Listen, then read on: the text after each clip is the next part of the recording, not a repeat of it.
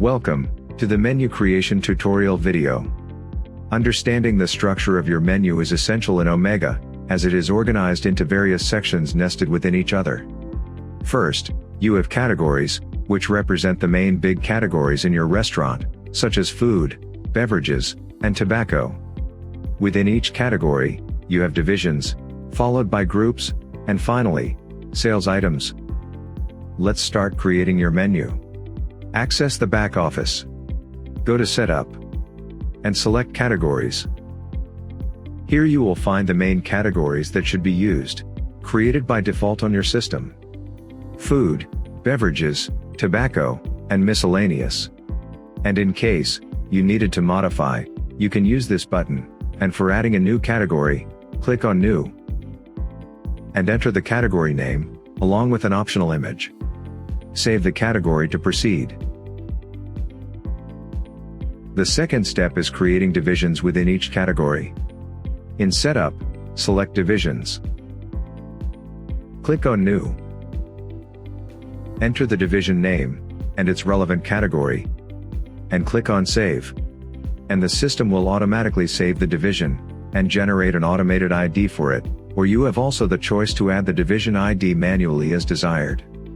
It is important to note that usually the division IDs are assigned within specific ranges: 1 to 100 for divisions related to beverages, 101 to 200 for food, 201 to 250 for dessert, 251 to 300 for remarks, and 301 and above for tobacco.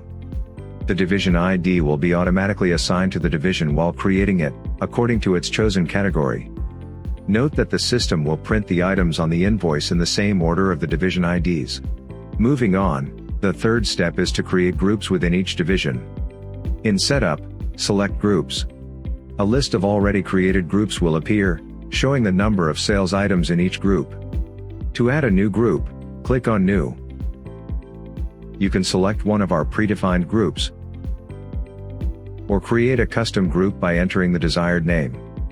Connect the group to its corresponding division.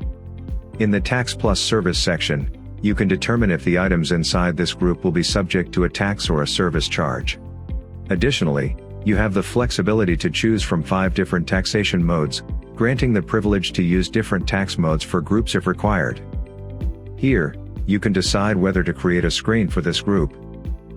And you also have the option to add an image for the group to appear on the POS, or another image to appear on the O menu. Then click on Save. Next, go to Sales Items. Here you can filter the items by category, division, group. And you can use the editing button for any needed change. To add a new item, click on New. First, write the item description, the price, and you can add up to 4 different price modes for the same item as required. Use the function drop-down list to decide the relevant function, depending on your selection and the item type. Use Revenue for all regular items, and Remark for the remark items. Then specify the group that this item will be linked to. You can add here comments to show on the menu. In the Printing section, you can specify the relevant printing options for this item as required, and choose the relevant printer for it. You can use the Modifier section to add modifiers to your item as required. Once you're finished, click on Save, and the new item will be created.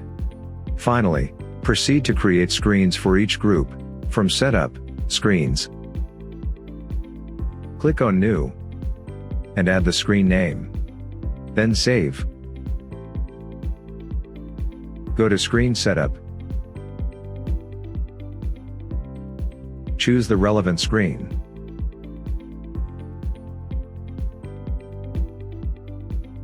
Click on Items, and a list of the groups will appear. Select the relevant group, and its items will be displayed. To add them to the screen, click on the desired place on the screen, then choose the item, select the color, and save your changes. Thank you for watching this tutorial video, and we hope this information helps you optimize your menu setup.